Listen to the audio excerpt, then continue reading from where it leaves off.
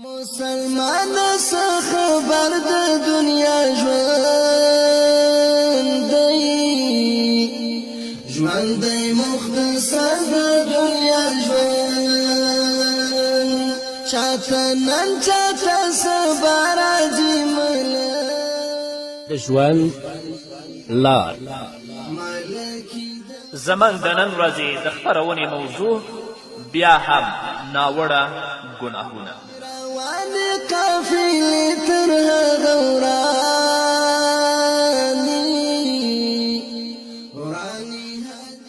بسم الله الرحمن الرحيم.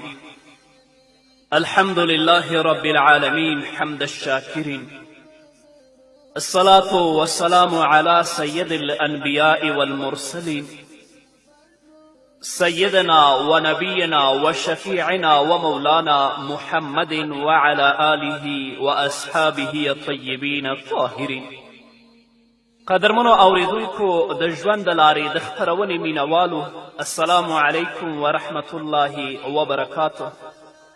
ستاسو روغتیا او خوشحالي د پاک رب نه غواړم په دې هیله چې د صحت او عافیت جامې پر تن ولرئ او خوشحالي مو په برخه وي.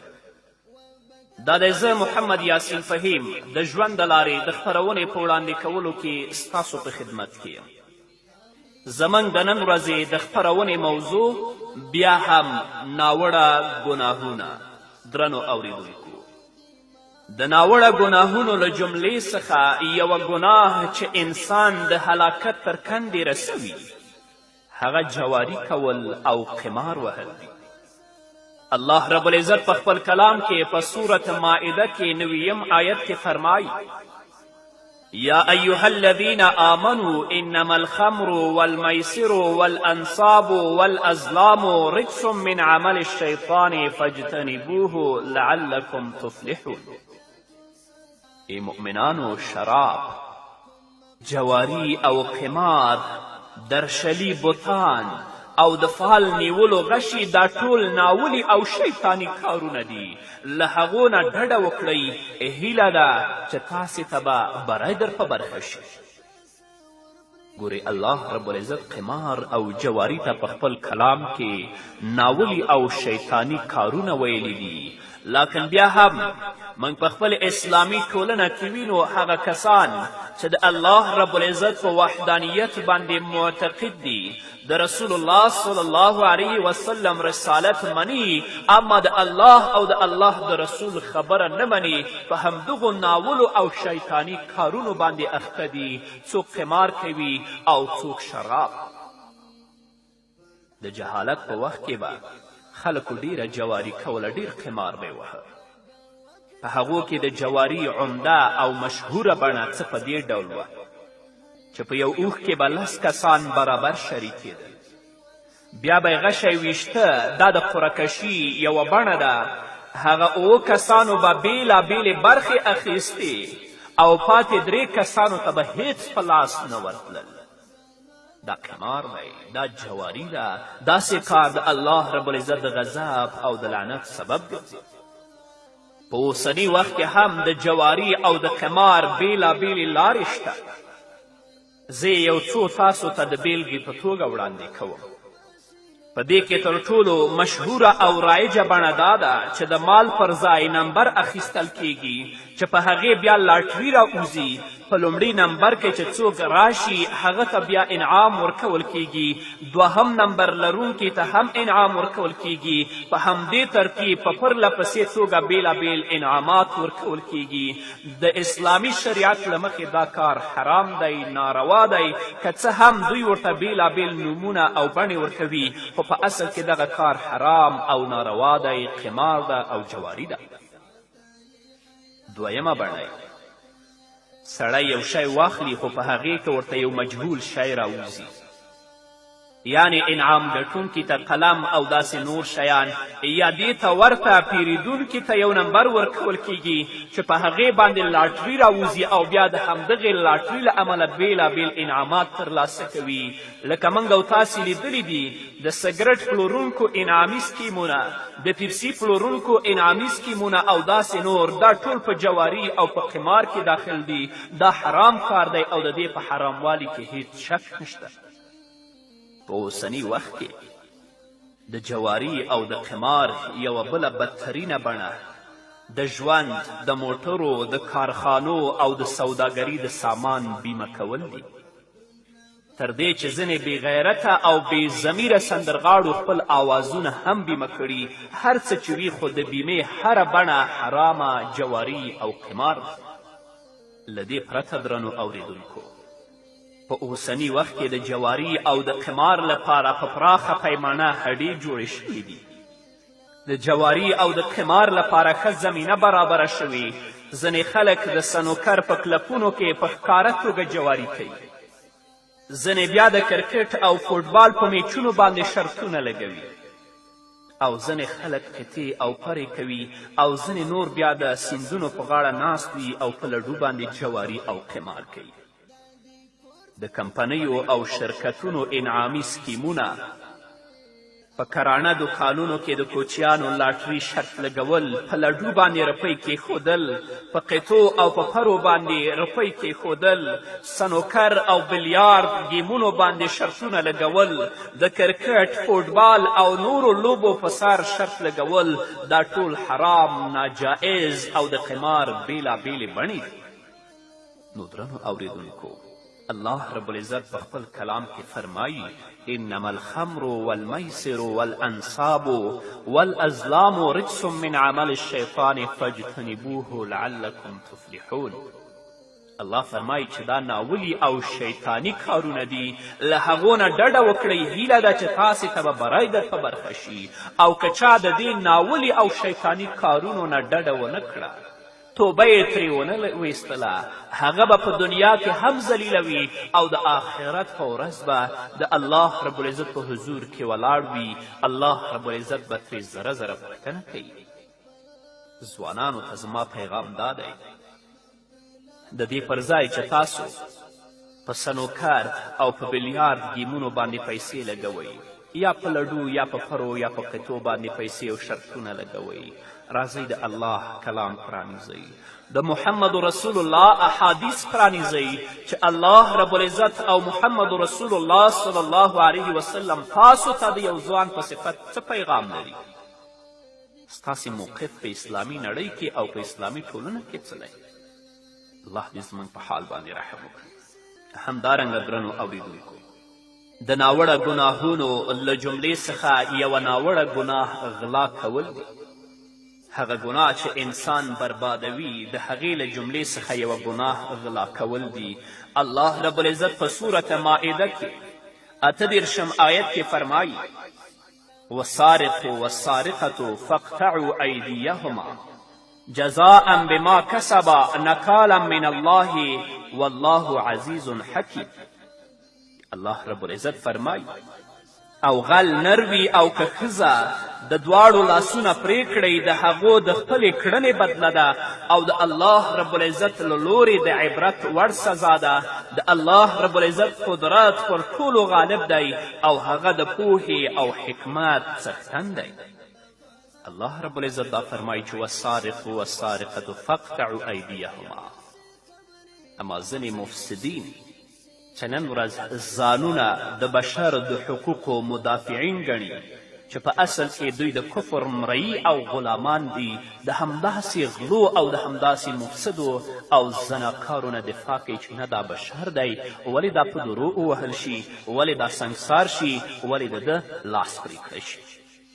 الله وایي چې فاقطعوا ایدیهما جزاء بما کسبا نکالا من الله والله عزیز حکیم. دا سمه ده چې غلا یو ناروا عمل دی او انسان هلاکوي، خو د دې ګناه تر ټولو خطرناکه بڼه د حجاجو کرامو او د عمارو عظامو د مال پټول او غلا کول دي. غلا په هر ځای کې بده ده، غل په هر ځای کې بدبخته دی، اما هغه غلا ډیره سخته ده چې یو څوک د حاجي مال یا یو څوک د معتمر مال پټوي. ځکه دا غلا د ځمکې په غوره برخه بیت الله شریف کې کیږي. نو کله چې یو انسان په بیت الله شریف کې د الله رب العزت د اوامرو او حدودو خیال ونه ساتي، دا ډیره بده خبره ده، خطرناکه او هلاکوونکې ګناه او د غلا تر ټولو بده بڼه ده. د مسلم حدیث دی، رسول الله صلی الله علیه وسلم فرمایی لقد جیء بالنار وذلكم حين رأيتموني تأخرت مخافة أن يصيبني من لفحها وحتى رأيت فيها صاحب المحجن يجر قصبه في النار كان يسرق الحاج بمحجنه فإن فتن له قال إنما تعلق بمحجني وإن غفل عنه ذهب به. رسول الله صلی الله علیه وسلم فرمایي زما مخې ته اور راوړل شو. کله چې تاسو زه په دې حال کې مخ په شا تک کې له دې ویرې ولیدم چې د دې لمبې به ما ته راورسیږي تر دې چې ما هلته د کونډه لرونکې برچې خاوند ولیده چې خپلې کلمې په اور کې ځان پسې راښکلې. هغه به د خپلې کونډه لرونکې برچې یا چاړه په وسیله د حاجیانو اسباب پټول، د هغو به پرې نظر ولګېد نو ده به ویل چې اوه دا خو په غلطي سره زما برچې پورې نښتی، او که حاجیان به پرې پوه نه شول نو بیا به یې له ځان سره د حاجیانو مال وړه. دې پیښې سره به زموږ اکثر حاجیان او معتمر وروڼه مخ شوي وي چې غلو به یې هلته مال پټ کړی وي. غلا په هر ځای کې بده ده، خو په حرمینو شریفینو کې ډیره خطرناکه او ډیره هلاکوونکې ده. د غلا یو بدترین ډول دا دی چې یو کس قومي غلا وکړي، یعنې بیت المال غلا کړي. ځینې خلک د دا ډول غلا مرتکب کیږي او د ځان خلاصون لپاره وایي لکه څنګه چې نور خلک غلا کوي همداسې موږ غلا کوو. یعنې زموږ غلا له عامې غلا څخه ډیره او سخته نه ده، خو دوی ته دا پته نشته چې دوی کومه غلا کوي دا د ټول ملت مال دی. ځکه قومي مالونو کې د ټول ملت حق وي نو معلومه شوه چې دغه له الله رب العزت څخه نه ویرېدونکي غله چې کوم دلیل وړاندې کوي په اصل کې هیڅ دلیل نه دی. فلانی ځمکه غصب کړې زیم غصب کوم، فلانی حکومتي ځمکه اخیستې زیم غصب کوم او زیم اخلم. الله ته به څه ځواب وایي؟ او ځینې خلک بیا دا کافرانو مال په دې خاطر پټوي چې دا د کافرانو مال دی، او دلیل یې دا وي چې د کافر مال موږ ته روا دی په دې باندې ضربه رسوو. دا هم سم کار نه دی، ځکه د هغو کافرانو مال چې خوړلې مسلمانانو لپاره روا دي هغه عبارت له هغو کفارو څخه دي کوم چې له مسلمانانو سره په جنګ کې اخته وي او مالونه یې له فتحې وروسته د مسلمانانو لاسونو ته ورشي. نو ښکاره شوه چې په دې دلیل کې ټول کفار او د ټولو کفارو مالونه نه دي داخل.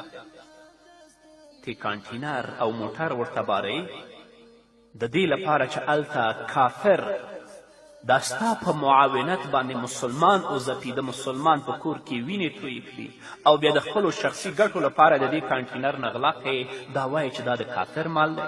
نه بې غیرته د دې کافر مال د هغه مجاهد لپاره روا دی چې د داسې مفسدینو او یرغلګرو په وړاندې مبارزه کوي څه چې په غنیمت کې ورته رسیږي امیر تقسیموي، دا د هغو لپاره دی، ستا غله دپاره نه دی. که تو دونه نر او د کفارو سره دشمني لرې نو د کفارو مال په خپل موټر کې مه باروه، د هغو مزدورانو ته یا هغو ته یې مه وړه، دا به ستا جهاد. همدارنګه درنو اوریدونکو د نورو له جیبونو څخه په پټه مال وهل هم یو ډول غلا ده. ځینې خلک چا کره میلمه لاړ شي او هلته بیا یو څه په جیب کې اچوي، دا هم د غلا له ډولونو څخه یو ډول دی. برعکس ځینې خلک د میلمنو له مالونو څخه مال پټوي، ځینې خلک د تجارت له مال څخه مال وهنه کوي، ځینې ښځې په جامو کې یو څه پټوي او له ځان سره وړي. ځینې داسې خلک هم شته چې وړه غلا یا د معمولي شي پټول ورته غلا نه ښکاري. په داسې حال کې چې نبی کریم صلی الله علیه وسلم فرمایي، د بخاري حدیث دی، لعن الله السارق یسرق البیضة فتقطع یده ویسرق الحبل فتقطع یده. الله رب العزت دې په غله باندې لعنت وکړي. څوک چې یوه هګۍ هم پټوي، رسول الله دا خبره تهدیدا کوي، د هغه لاس پرې کیږي، او څوک چې رسۍ پټوي د هغه لاس هم پرې کیږي. الله رب العزت دې موږ د دې ناوړه ګناه نه په خپل حفظ و امان کې وساتي. الله دې موږ ته دا وس نه راکوي چې د چا مال د غلا په طریقه یا د غصب او یا د ناروا په طریقه باندې خپلو جیبونو او خپلو خېټو ته واچوو. په همدې هیله درنو اورېدونکو نور به هم واورو، خو د یوې دمې نه مسلمان څه خبر د دنیا ژوند دی مختصر د دنیا ژوند چاته نه جهان چاته سبا راځي ملکی د قضا راځي ملکی دی روان قافلې تر هغه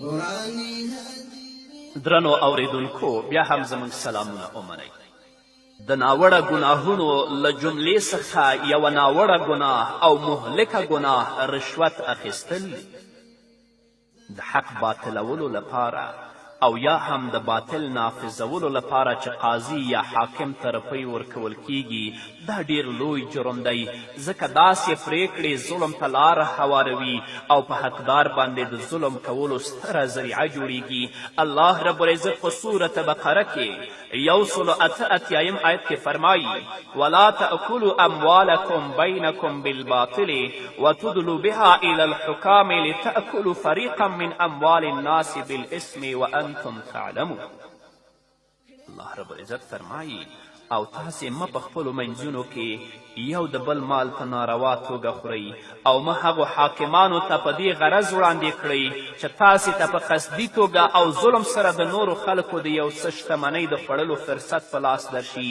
په داسې حال کې چې تاسو پوهیږئ همدارنګه نبی کریم صلی الله علیه وسلم فرمایي دا حدیث امام احمد رحمه الله په خپل مسند کې روایت کړی لعن الله الراشیه والمرتشیه فی الحکم الله رب العزت په فیصله کولو کې په رشوت ورکوونکي او په رشوت اخیستونکي دواړو باندې لعنت ویلی خو که یو کس دې ته مجبوره شي چې پرته له رشوت ورکولو یې حق نه ترلاسه کیږي یعنې خپل حق او حق یې خوړل کیږي نو په دې صورت کې که بیا پیسې ورکوي په لعنت کې داخل نه دی نن سبا رشوت ډیر او عام شوی دی تر دې چې د دنده لرونکو کسانو هغه روپۍ چې د رشوت له لارې لاسته راوړي د خپل ټاکلي معاش څخه ډیرې وي تاسو د قاضي معاش ته وګورئ چې څو روپۍ دی او د میاشتې څو روپۍ پیدا کوي د یو څارنوال معاش ته وګورئ چې د هغه تنخوا څو روپۍ ده او د میاشتې څو روپۍ ورکوي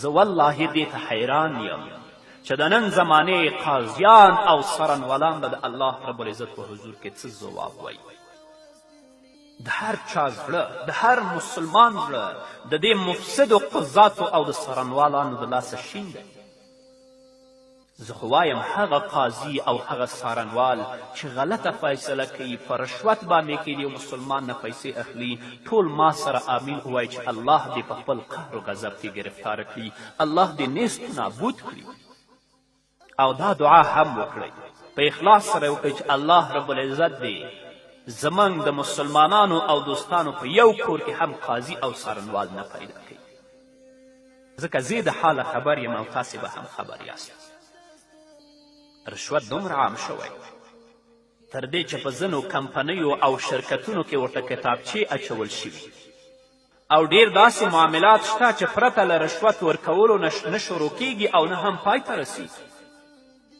چې دغه کار فقراو او مساکینو ته ډیر زیان رسوي د هغوی ډیرې معاملې د رشوت له امله زیانمنې کیږي او خپل حق ته نه رسي رشوت هغه بد او ناوړه فیل دی چې ښکلی او سنګین عمل بربادوي خو بدبختانه چې نن سبا لوړه او ښه دنده یوازې هغو خلکو ته ورکول کیږي چې رشوت ورکوي او هغه کسان چې رشوت نه ورکوي هغو ته خو یا له سره دنده نه ورکول کیږي او که دنده ورکول کیږي نو ډیره سپکه او کته دنده لیاقت او ظرفیت په دې ټولنه کې معتبر نه دی بلکې چا چې پیسې ورکړي او چا چې واسطه درلودله همدارنګه هغه کسان چې رشوت نه ورکوي یا بیخي له پامه غورځول کیږي او یا هم تر ټولو وروستی کیږي چې دا هم د حق خلاف کار دی د رشوت له امله هغه مالونه چې د مزدورانو او مستحقینو وي د نورو خلکو جیبونو ته ځي یعنې د هغو خلکو جیبونو ته ځي څوک چې رشوت ورکوي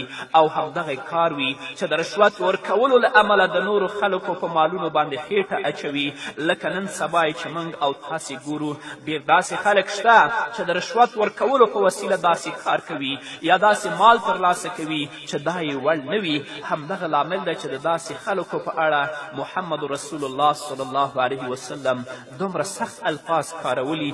د ابن ماجه حدیث دی، رسول الله فرمایي لعنت الله علی الراشی والمرتشی، په رشوت ورکوونکي او په رشوت اخیستونکي باندې د الله رب العزت لعنت دی.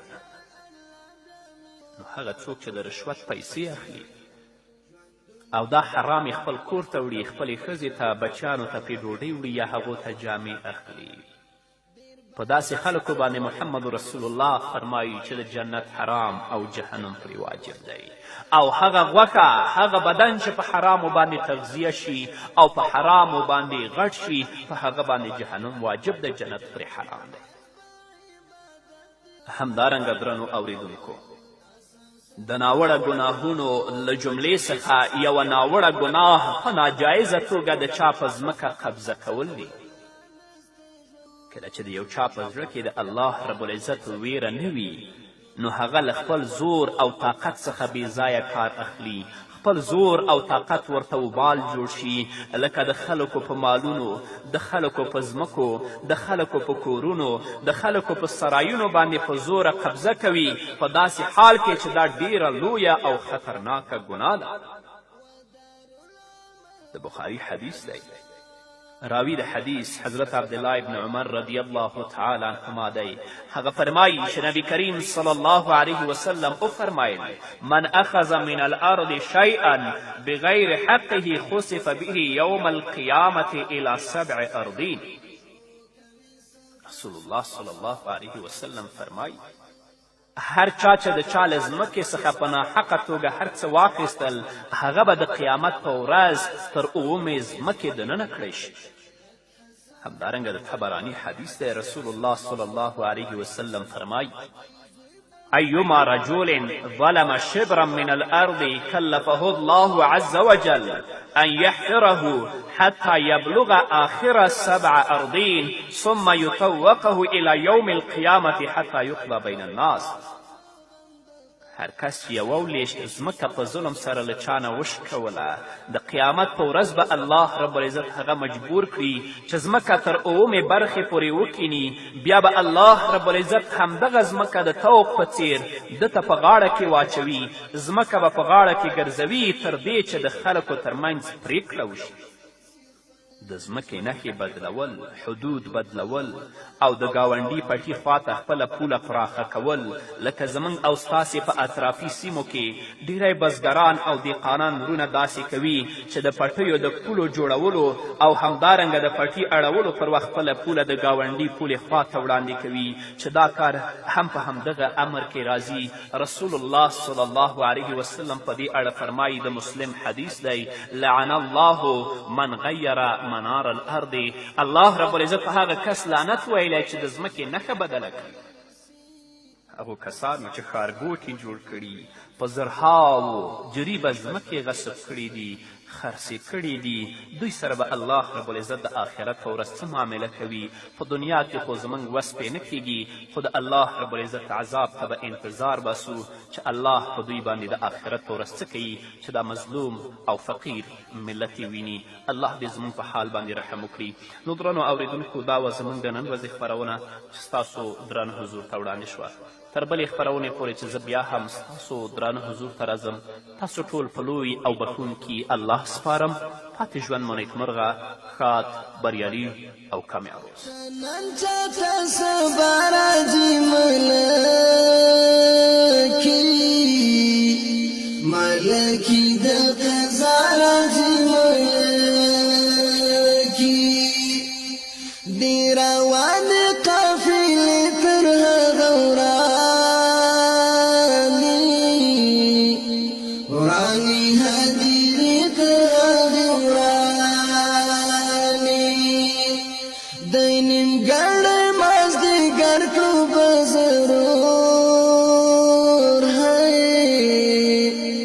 ضرور د مرګ سفر کړو به ضرور که راحت وي که زحمت دا ژوند تیریږي د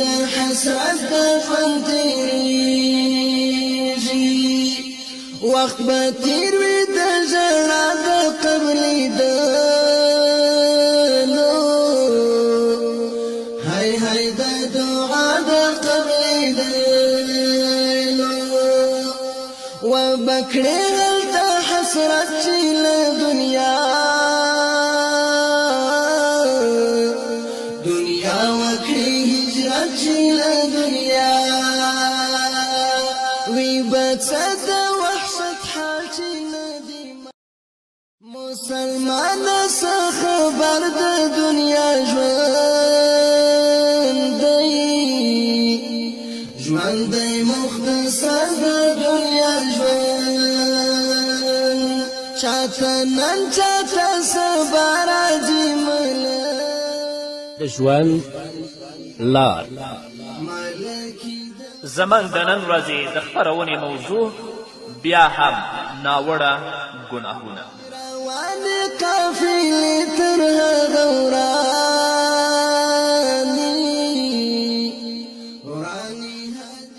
بسم الله الرحمن الرحيم الحمد لله رب العالمين حمد الشاكرين الصلاة والسلام على سيد الأنبياء والمرسلين سيدنا ونبينا وشفيعنا ومولانا محمد وعلى آله وأصحابه الطيبين الطاهرين قدرمنو اوریدونکو د ژوند د لارې د خپرونې مینوالو السلام علیکم ورحمة الله وبرکاته ستاسو روغتیا او خوشحالي د پاک رب نه غواړم په دې هیله چې د صحت او عافیت جامې پر تن ولرئ او خوشحالي مو په برخه وي دا دی زه محمد یاسین فهیم د ژوند د لارې د خپرونې په وړاندې کولو کې ستاسو په خدمت کې یم زموږ د نن ورځې د خپرونې موضوع بیا هم ناوړه ګناهونه درنو اوریدونکو د ناوړه ګناهونو له جملې څخه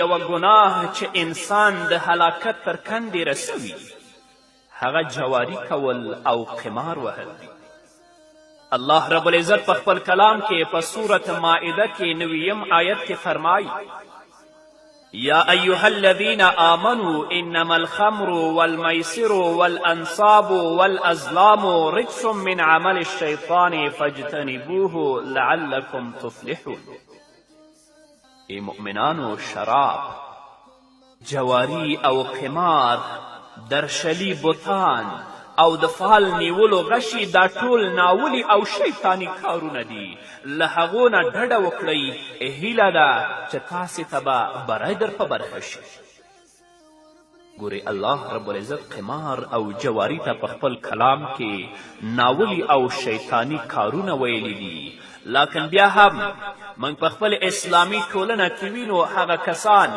چې د الله رب العزت په وحدانیت باندې معتقد دي د رسول الله صلی الله علیه وسلم رسالت مني اما د الله او د الله د رسول خبره نه مني په همدغو ناولو او شیطاني کارونو باندې اخته دي څوک قمار کوي او څوک شراب د جهالت په وخت کې به خلکو ډیره جواری کوله ډیر قمار به وهه په هغو کې د جواری عمده او مشهوره بڼه څه په دې ډول وه چې دا د کافر مال دی نه بې غیرته د دې کافر مال د هغه مجاهد لپاره روا دی چې د داسې مفسدینو او یرغلګرو په وړاندې مبارزه کوي څه چې په غنیمت کې ورته رسیږي امیر تقسیمی دا د هغو لپاره دی ستا غله دپاره نه دی که تو دونه نر او د کفارو سره دشمني لرې نو د کفارو مال په خپل موټر کې مه باروه د هغو مزدورانو ته یا هغو ته یې مه وړه دا به ستا جهاد همدارنګه درنو اوریدونکو د نورو له جیبونو څخه په پټه مال وهل هم یو ډول غلا ده ځینې خلک چا کره میلمه لاړ شي او هلته بیا یو څه په جیب کې اچوي دا هم د غلا له ډولونو څخه یو ډول دی برعکس ځینې خلک د میلمنو له مالونو څخه مال پټوي ځینې خلک د تجارت له مال څخه مال وهنه کوي ځینې ښځې په جامو کې یو څه پټوي او له ځان سره وړي ځینې داسې خلک هم شته چې وړه غلا یا د معمولي شي پټول ورته غلا نه ښکاري په داسې حال کې چې نبی کریم صلی الله علیه وسلم فرمایي د بخاري حدیث دی لعن الله السارق یسرق البیضة فتقطع یده ویسرق الحبل فتقطع یده الله رب العزت دې په غله باندې لعنت وکړي. څوک چې یوه هګۍ هم پټوي رسول الله دا خبره تهدیدا کوي د هغه لاس پرې کیږي، او څوک چې رسۍ پټوي د هغه لاس هم پرې کیږي. الله رب العزت دې موږ د دې ناوړه ګناه نه په خپل حفظ و امان کې وساتي. الله دې موږ ته دا وس نه راکوي چې د چا مال د غلا په طریقه یا د غصب او یا د ناروا په طریقه باندې خپلو جیبونو او خپلو خېټو ته واچوو. په همدې هیله درنو اورېدونکو نور به هم واورو، خو دې دمې نه مسلمان څه خبر د دنیا ژوند دی مختصر د دنیا ژوند، چاته نن چاته سبا راځي ملکی د قضا راځي ملکی دی روان قافلې تر هغه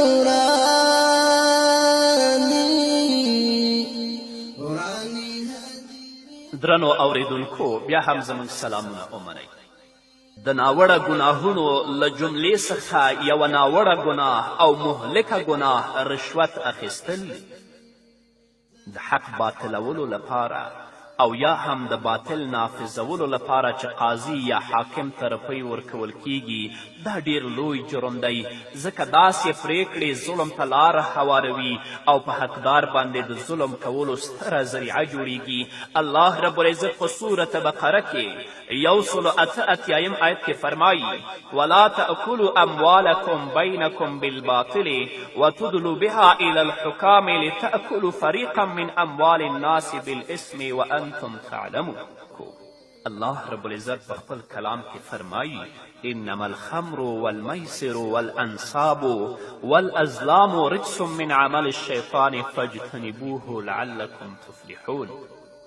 الله فرمایي چې دا ناولي او شیطانی کارونه دي، له هغو نه ډډه وکړئ. هیله ده چې تاسې ته به بری در په برخه شي، او که چا د دې ناولي او شیطانی کارونو نه ډډه ونه کړه، توبه یې ترې ونه ویستله، هغه به په دنیا کې هم ذلیله وي او د آخرت په ورځ به د الله رب العزت په حضور کې ولاړ وي. الله رب العزت به ترې زره زره پوښتنه کوي. ځوانانو ته زما پیغام دا دی، د دې پر ځای چې تاسو په سنوکر او په بلیارد ګیمونو باندې پیسې لګوئ، یا په لډو یا په پرو یا په قطو باندې پیسې او شرطونه لګوئ، راځئ د الله کلام پرانیزئ، د محمد رسول الله احادیث پرانیزئ چې الله رب العزت او محمد رسول الله صلی الله علیه وسلم تاسو ته د یو ځوان په صفت څه پیغام لري. ستاسې موقف په اسلامي نړۍ کې او په اسلامي ټولنه کې څه دی؟ الله دې زموږ په حال باندې رحم وکړي. همدارنګه درنو اوریدونکو، د ناوړه ګناهونو له جملې څخه یوه ناوړه ګناه غلا کول دی. هغه ګناه چې انسان بربادوي، د هغې له جملې څخه یوه ګناه غلا کول دی. الله رب العزت په سورة مائده کې 38 آیت کې فرمایي والسارق والسارقة فاقطعوا أيديهما جزاء بما کسبا نکالا من الله والله عزیز حکیم. الله رب العزت فرمایي او غل نروي او که ښځه د دواړو لاسونه پرې کړئ، د هغو د خپلې کړنې بدله ده او د الله رب العزت له لورې د عبرت وړ سزا ده. د الله رب العزت قدرت پر ټولو غالب دی او هغه د پوهې او حکمت څښتن دی. الله رب العزت دا فرمایي چې والسارق والسارقة فاقطعوا ایدیهما. اما ځینې مفسدین چې نن ورځ ځانونه د بشر د حقوقو مدافعین ګڼي، چې په اصل کې دوی د کفر مرئی او غلامان دي، د همداسې غلو او د همداسې مفسدو او زناکارو نه دفاع کوي چې نه دا بشر دی، ولې دا په درو ووهل شي، ولې دا سنګسار شي، ولې د ده لاس پرې کړی شي. الله وایي چې فاقطعوا ایدیهما جزاء بما کسبا نکالا من الله والله عزیز حکیم. دا سمه ده چې غلا یو ناروا عمل دی او انسان هلاکوي، خو د دې ګناه تر ټولو خطرناکه بڼه د حجاجو کرامو او د عمارو عظامو د مال پټول او غلا کول دي. غلا په هر ځای کې بده ده، غل په هر ځای کې بدبخته دی، اما هغه غلا ډیره سخته ده چې یو څوک د حاجي مال یا یو څوک د معتمر مال پټوي. ځکه دا غلا د ځمکې په غوره چې په یو اوښ کې به 10 کسان برابر شریکېدل، بیا به یې غشی ویشته. دا د قرعهکشي یوه بڼه ده. هغه 7 کسانو به بېلابېلې برخې اخیستې او پاتې 3 کسانو ته به هیڅ په لاس نه ورتلل. دا قمار دی، دا جواري ده. داسې کار د الله رب العزت د غضب او د لعنت سبب ګرځي. په اوسني وخت کې هم د جواري او د قمار بېلابېلې لارې شته. زه یو څو تاسو ته د بیلګې په توګه وړاندې کوم. په دې کې تر ټولو مشهوره او رایجه بڼه دا ده چې د مال پر ځای نمبر اخیستل کیږي چې په هغې بیا لاټري راوځي. په لومړي نمبر کې چې څوک راشي هغه ته بیا انعام ورکول کیږي، 2 نمبر لرونکي ته هم انعام ورکول کیږي. په همدې ترتیب په پرله پسې توګه بېلابېل انعامات ورکول کیږي. د اسلامي شریعت له مخې دا کار حرام دی، ناروا دی. که څه هم دوی ورته بېلابېل نومونه او بڼې ورکوي، خو په اصل کې دغه کار حرام او ناروا دی، قمار ده او جواري ده. دویمه بڼه، سړی یو شی واخلي خو په هغې کې ورته یو مجهول شی راوځي، یعنی انعام ګټونکي ته قلم او داسې نور شیان، یا دې ته ورته پیرودونکي ته یو نمبر ورکول کیږي چې په هغې باندې لاټري راوځي او بیا د همدغې لاټري له امله بېلابېل انعامات ترلاسه کوي. لکه موږ او تاسې لیدلي دي د سګرټ پلورونکو انعامي سکیمونه، د پیپسي پلورونکو انعامي سکیمونه او داسې نور. دا ټول په جواري او په قمار کې داخل دي. دا حرام کار دی او د دې په حراموالي کې هیڅ شک نشته. په اوسني وخت کې د جواري او د قمار یوه بله بدترینه بڼه د ژوند، د موټرو، د کارخانو او د سوداګري د سامان بیمه کول دي. تر دې چې ځینې بې غیرته او بې ضمیره سندرغاړو خپل آوازونه هم بیمه کړي. هر څه چې وي خو د بیمې هره بڼه حرامه، جواري او قمار. له دې پرته درنو اوریدونکو، په اوسني وخت کې د جواري او د قمار لپاره په پراخه پیمانه هډې جوړې شوي دي. د جواري او د قمار لپاره ښه زمینه برابره شوې. ځینې خلک د سنوکر په کلپونو کې په ښکاره توګه جواري کوي. ځینې بیا د کرکټ او فوټبال په میچونو باندې شرطونه لګوي. او ځینې خلک قطې او پرې کوي. او ځینې نور بیا د سیندونو په غاړه ناست وي او په لډو باندې جواري او قمار کوي. د کمپنیو او شرکتونو انعامي سکیمونه، په کرانه دکانونو کې د کوچیانو لاټري شرط لګول، په لډو باندې روپۍ کیښودل، په قطو او په پرو باندې روپۍ کیښودل، سنوکر او بلیارد ګیمونو باندې شرطونه لګول، د کرکټ، فوټبال او نورو لوبو په سر شرط لګول. دا ټول حرام، ناجائز او د قمار بېلابېلې بڼې دي. نو درنو اوریدونکو، برخه بیت الله شریف کې کیږي. نو کله چې یو انسان په بیت الله شریف کې د الله رب العزت د اوامرو او حدودو خیال ونه ساتي، دا ډیره بده خبره ده، خطرناکه او هلاکوونکې ګناه او د غلا تر ټولو بده بڼه ده. د مسلم حدیث دی، رسول الله صلی الله علیه وسلم فرمایي: لقد جيء بالنار وذلكم حين رأيتموني تأخرت مخافة أن يصيبني من لفحها وحتى رأيت فيها صاحب المحجن يجر قصبه في النار كان يسرق الحاج بمحجنه فإن فتن له قال إنما تعلق بمحجني وإن غفل عنه ذهب به. رسول الله صلی الله علیه وسلم فرمایي: زما مخې ته اور راوړل شو. کله چې تاسو زه په دې حال کې مخ په شا تک کې له دې ویرې ولیدم چې د دې لمبې به ما ته راورسیږي، تر دې چې ما هلته د کونډه لرونکې برچې خاوند ولیده چې خپلې کلمې په اور کې ځان پسې راښکلې. هغه به د خپلې کونډه لرونکې برچې یا چاړه په وسیله د حاجیانو اسباب پټول، د هغو به پرې نظر ولګېد، نو ده به ویل چې اوه دا خو په غلطي سره زما برچې پورې نښتی، او که حاجیان به پرې پوه نه شول نو بیا به یې له ځان سره د حاجیانو مال وړه. دې پیښې سره به زموږ اکثر حاجیان او معتمر رونه مخ شوي وي چې غلو به یې هلته مال پټ کړی وي.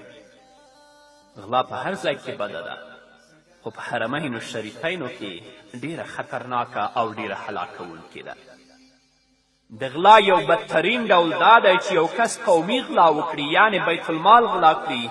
ځینې خلک د دا ډول غلا مرتکب کیږي او د ځان خلاصون لپاره وایي لکه څنګه چې نور خلک غلا کوي همداسې موږ غلا کوو. یعنې زموږ غلا له عامې غلا څخه ډیره او سخته نه ده، خو دوی ته دا پته نشته چې دوی کومه غلا کوي دا د ټول ملت مال دی. ځکه قومي مالونو کې د ټول ملت حق وي، نو معلومه شوه چې دغه له الله رب العزت څخه نه ویرېدونکي غله چې کوم دلیل وړاندې کوي په اصل کې هیڅ دلیل نه دی. فلانی ځمکه غصب کړې زیم غصب کوم، فلانی حکومتي ځمکه اخیستې زیم غصب کوم او زیم اخلم. الله ته به څه ځواب وایي؟ او ځینې خلک بیا دا کافرانو مال په دې خاطر پټوي چې دا د کافرانو مال دی، او دلیل یې دا وي چې د کافر مال موږ ته روا دی، په دې باندې ضربه رسوو. دا هم سم کار نه دی، ځکه د هغو کافرانو مال چې خوړلې مسلمانانو لپاره روا دي هغه عبارت له هغو کفارو څخه دي کوم چې له مسلمانانو سره په جنګ کې اخته وي او مالونه یې له فتحې وروسته د مسلمانانو لاسونو ته ورشي. نو ښکاره شوه چې په دې دلیل کې ټول کفار او د ټولو کفارو مالونه نه دي داخل. تی کانټینر او موټر ورته بارئ د دې لپاره چې هلته کافر دا ستا په معاونت باندې مسلمان وځپي، د مسلمان په کور کې وینې تویې کړي او بیا د خپلو شخصي ګټو لپاره د دې کانټینر نه غلا کوي. دا وایي